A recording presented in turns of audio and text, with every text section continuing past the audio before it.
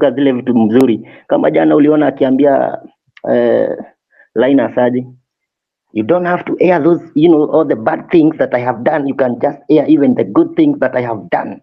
They have selective memory. Hawatakagi kukumbushwa zile vitu mbaya zenye wamefanya, wanataka kukumbushwa zile vitu mzuri zenye wamefanya. We are dealing with someone who has a narcissistic personality disorder. Na ni mbaya sana. Hakuna cure. It doesn't have any cure. The only thing you can do is to manage it. And if, for you to manage it, you have to accept that you have it. But I think ni percentage dogo sana yenye hukubali watu wenye wako na hiyo kitu. Ni wadogo sana hukubali. Madaktari mko wapi? I would like president. We need our president. Doctors in the room. Yes, I would like actually a doctor or a therapist or a psychologist aseme kama Kenya ninasema atuchangie on a professional point of view kama Kenya ninasema ni ukweli ama how the true side of whoever people who suffers from NPD. Inasemekanaga there. All right. Thank you so much, Sami. I want to say that Dr. is already with us. Dr. Miguna is already with us, and we are starting our conversation in the next maybe 4 or 5 minutes. You want to give those 5 minutes to share your views, tell your questions, and you're gonna speak to us, gonna give us way forward, and also his view of yesterday's meeting and tomorrow's demonstrations. At the same time, share the link with as much as you can. We are now on 4,000. Invite more people so that he cannot repeat himself. Today, we want to just, when he speak about something, we don't want to repeat the questions again. That will be okay. So share the link as much as you can. Invite more people. He's already here. He's listening. Actually, he's listening. So let him listen for 5 minutes. Then I'll bring him up. Then we start the conversation. Go ahead, Kingsman. Wait, Hillary. Yes, Wanjiru, go ahead. Hi, Hillary, before we proceed, please could you admit a brief scoop, make a co-host, and Kumbukeni. Brief them because they share very similar thoughts with the general, and I think they'll be able to carry through this conversation from that kind of philosophy. And guys, please follow each other. Ruto must go. Let us get that handle to tread. I'm writing quite a lot. I'm just writing a few of my thoughts as you're speaking. So please go to the message section and retweet as much as you can. Let's get this conversation going. We want 10 million people on the streets tomorrow. Thank you. All right. Thank you so much, Wanjiru, for that update. Kingsman, who was coming next? I think the next speaker that we have, where is he? I think Con from South Africa. Konzani Ngobizata Mlambo. Hey, boss. Are you in the right space? Well, I am in the right space. I'm an African. Yes, those are... Okay. It's a joke. You can go, man. You can go. Yeah, we are bigger. When Kenyans speak, the whole world listens. Yes. Yes. So please. I've got South African names because I speak their language, but I'm from Zimbabwe, originally from Zimbabwe. So yes, we've been following what you've been doing for a while.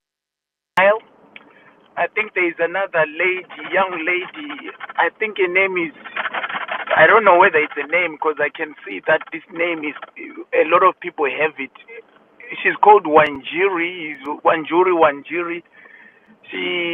I saw her on Al Jazeera as well, having this interview. She's an activist as well. So yes, we've been following what you guys are doing, and we're inspired as Africans. And we are saying, guys, do not give up. Continue, putting pressure on these people, because the problems that we face in Africa, they are similar, because these people that are ruling us at the moment, they don't have ethical leadership whatsoever. They don't have interest of our continent whatsoever. They're just, selfish, self-centered, And as you are talking about what he said in his press or whatever talk, it's good that he exposed and disgraced himself in front of the Kenyans. So you guys, I come together, whatever has happened, yes, it happens. It's not a good thing to lose life, but there are always going to be casualties. Uh, it has happened in our country before, and we had that fear, but fear does not, bring, what is right or your rightful or your birthright to you. So we have to soldier on. So in your millions, and I believe that you're going to oppress that system, and that is the beginning of good things, especially in Africa. Because what you are doing, we're watching it, and it's giving us hope. And my prayer is that as young, as a young generation, as Africans, we must network, come together, form structures that are going to speak for us, because for a long time there hasn't been structures that are, truly representing us. I go back to the situation that happened in Nigeria, the NSAS thing. They shook that country, but what what what was lacking was the structures, because they failed to follow that up. But I believe that you as Kenyans, you are going to, follow it to the end, because this is not the first time you've done it. Like I said, I've been following this young woman. You've got structures. I continue building those institutions and continue, spreading that fearlessness, amongst Africans, because we need each other. And these people that are oppressing us, they're just a few. They're in their thousands. They're made up of these elites, the army, the police, whatever it is, their intelligence. They're just a few. But when we transform our mindsets and identify one another in our millions, we'll be able to transform, our communities and remove this system that they've been using for donkey years. Because Africa deserves the best.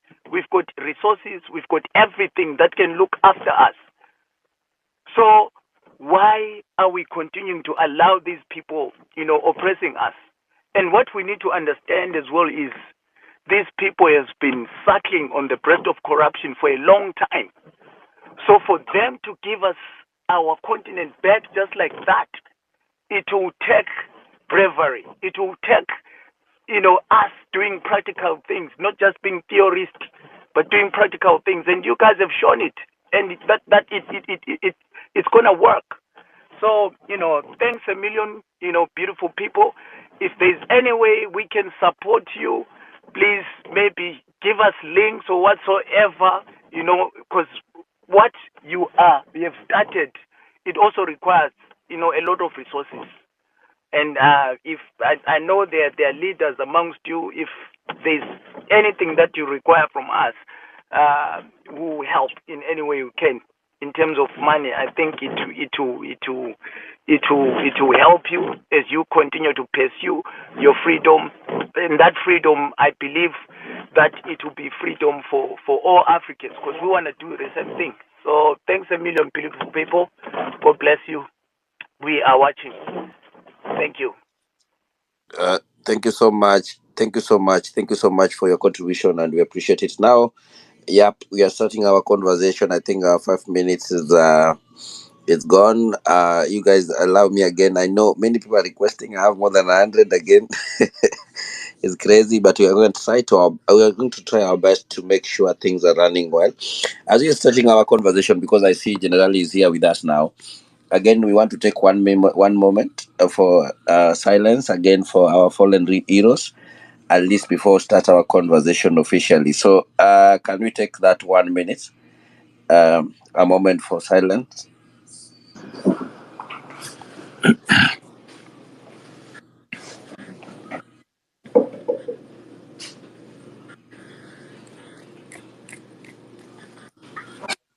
All right. Thank you so much. Thank you so much. Karibu sana Daktari. We are happy to have you today. And thank you so much for finding again another time to join us in this conversation. We really appreciate your time, and everybody here is ready to listen of what you want to say today. And as we start our conversation again today, I want to pose a question. I want to pose a question to you as you start giving your views on the same. That I believe when I know yesterday when we announced this space. The president called conference to distract all this the conversation that we have with Kenyans. What is your view? What is your 1 cent view of his interview? And then we go to the topic of today, that tomorrow's demonstration. Thank you so much, Dr. Karibu sana.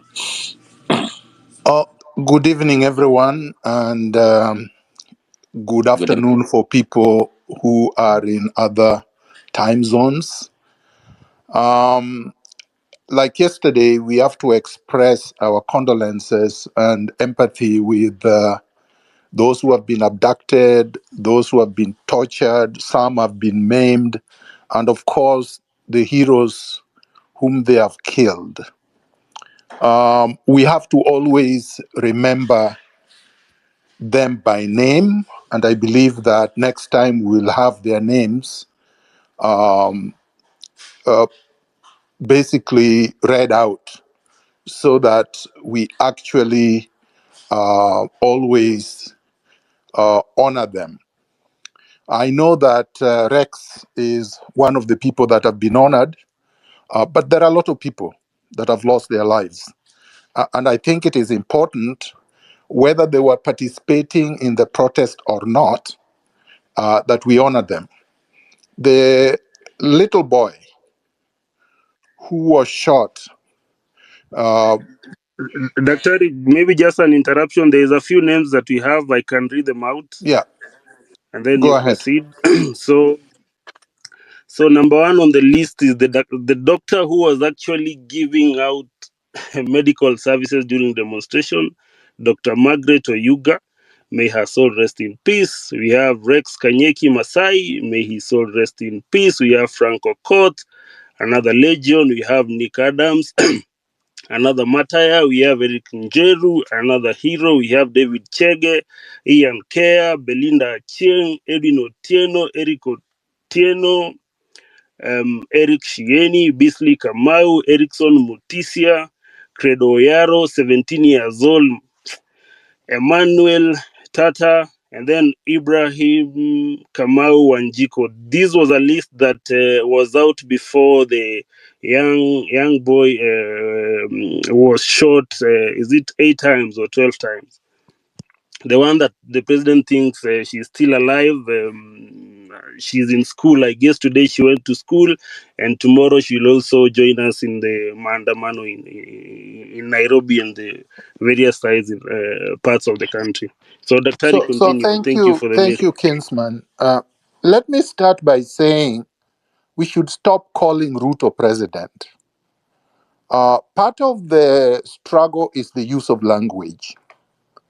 If we don't revolutionize our language, demystify and delegitimize oppressors, we are giving them power over us. It has to start with how we think and how we use language. Ruto lost legitimacy by the manner in which he has handled the protests. Not only did he hire goons, people who are not even police officers, and gave them guns to target protesters who are unarmed and peaceful and cause havoc in the country in all areas of Kenya. He then has gone on national TV many times and referred to them as criminals, the victims as criminals. So yesterday, what you saw, legitimacy. He then declared to all Kenyans that he doesn't get it. He's not just alienated from Kenyans, He's not just completely cold-blooded and heartless. He wants to tell Kenyans that he's proud of his killers, the snipers that they stationed in parliament and all other areas, the people who are shooting aimlessly into the crowds. He's basically daring the country, utadu. What are you going to do? And that is why tomorrow and any other day subsequent, the country must show Ruto that we own Kenya, that he doesn't own us, that having voted for him, and by the way, he did not even win the majority of Kenyans. He won the majority of the votes, 50+1, according to the IBC. That does not give you ownership over a people. The fact that you supported me does not give me power over you forever. It doesn't mean that if I turn around and abuse you, if I turn around and steal from you, if I turn around and brutalize you or brutalize your family, if I devalue your values, then you still support me. No, there is no such thing. In a democracy, we must earn support every single day. And Ruto no longer has our support.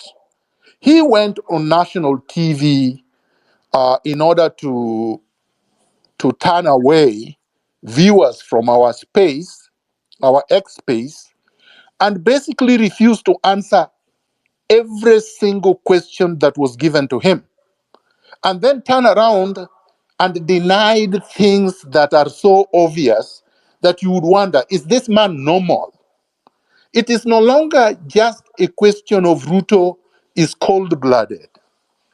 Ruto seems to be convinced that he's God Almighty, that there is nothing we can do to him. And so we have to get our country back. I believe, and I've said this many times, that we have to be focused. These are the things people are saying, these are the things people are doing, demanding, oh, where are you? Be in the forefront, blah, blah, blah. These are NIS and Ruto's tricks. Because it doesn't really matter where we are. Our brother who spoke from Zimbabwe is in Zimbabwe, but he's giving us inspiration. He's standing with us in solidarity. Our struggle is being watched everywhere. Our struggle is giving inspiration to everybody. And we can't fail ourselves. Because what happens when we fail? Then we give Ruto basically authority and power to pick each one of you and then assassinate, disappear, torture, maim, or force into exile. So this is a collective struggle. I just want to urge everyone that we have to be united in the struggle. Because of course, if we are divided, he's going to win over us. And as I said yesterday, and I continue to say, this is an intergenerational struggle, even if led by Gen Zs and the millennials. The issues we are dealing with, the issues of impunity, the issues of corruption, the issues of abuse of power, the issues of strangulation of all institutions of governance, these are not issues that affect one generation. So the moment we allow the message that everybody else should keep quiet, that only Gen Z should speak, that the only people that are feeling the pinch is a generation called Gen Zs, we are losing it. Because even Generation Alpha, the boy who was killed in Rongai, is not a Gen Z. The other boy that was shot 8 times is not a Gen Z. And some of them were not even in the demonstration. You will be victimized whether you are there or not. A tyrannical state does not distinguish between generations. And we learned this when we were growing up. Some of us have been in this struggle since we were teenagers too, like myself. So and we never stopped struggling, regardless of the contradictions in the struggle. So that's all I want to say for now. Thank you. Thank you so much, Daktari, for that. And I see many people are joining the conversation. Thank you so much. And make 1 million strong tomorrow, and for securing our future or secure the country. That's the way to go. Kumbukeni. 10 million, my brother. 10 million, 10 million. Thank you so much. Thank you so much, Daktari. Kumbukeni, go ahead. Thank you, Dr. Miguna, honoring all who have lost their lives. I just want to emphasize on that point that you made, and it's a great point. I have been insisting, speaking on this need to ensure we don't go along with colonial language. Colonial language is very good at keeping us in boxes so that it can best control us. So they decide they're going to call us Gen Z so that they can best control us and control the narrative. We must refuse that. I agree with you. And this is a problem of Kenyans. I know my mother is suffering. When I was in Kenya, I was suffering to put food on the table. My brothers are suffering. My sisters are suffering. The children are suffering. So this is not just a Gen Z issue. The Gen Z, and even when you look at the protests, it wasn't just Gen Z on the streets. So this is something, being someone who's been in the West and seen and worked actually in their governments and seen how they operate, this is something they're very good on and very big on. They make sure they control the narrative, and we must make sure that we don't allow them to do so. Asante. Thank you. And maybe Hillary Kidogo, and maybe just to echo on the words of Daktari. Daktari, first of all, thank you so much for your contribution. The beauty with you is that you are eloquent enough, even if you putting us into dangerous spaces, we think like we are going into safe places. So your eloquence is something that we are admiring, and it is giving us energy. Saizi, we need all the energy that we can get, because the person that we are dealing with, remember, he's most important. And I want to emphasize on this. Remember, the people that voted for this president were brick and mortar.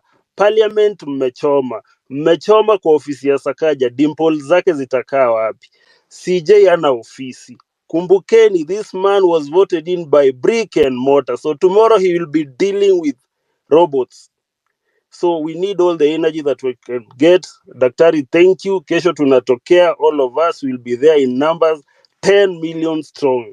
10 million. Our strength is on the numbers. Our strength is on the disorganization. That is the biggest organization in Africa. Thank you for the brothers that are supporting us from diaspora, from other parts of the continent. Thank you so much. And everyone, please keep the hashtag going. Keep it alive. Like if you can, let's follow each other. Pale pia kwa nini, and there's a post I've put for Latif. Please retweet, like it, so that even when such kind of people get an opportunity to speak to Kenyans, they feel that we are behind them. Ruto should be feeling alone. We need to seclude this person. We need to put him in a corner and put him there forever and ever as Iwai Toka. We are tired, man. So next speaker. Thank you. Please. Brief, go ahead. Maja, see you. Everybody. Yep. We have a lot of requests, guys. So yeah, go ahead, Brief. Asante sana. Yes, I want to reiterate that point about us creating and sticking to our own narratives, using our own language. We are Africans, we are Kenyans. Let's continue to perpetuate our narratives. Let's go back to our roots in search of everything, including the solutions. Daktari, I love the fact that you point out correctly, very accurately, that this is not a new fight. We have been fighting this fight because in reality, our economy, our systems of government have never worked for us. They've never worked for us Kenyans. We were bequeathed colonial systems that were meant to work for the colonizer. And the only thing that the colonizer did is turn it over to the African elites, Mzungus in black skin, to be the guardians of the spoils of colonialism. I'll just go real quick into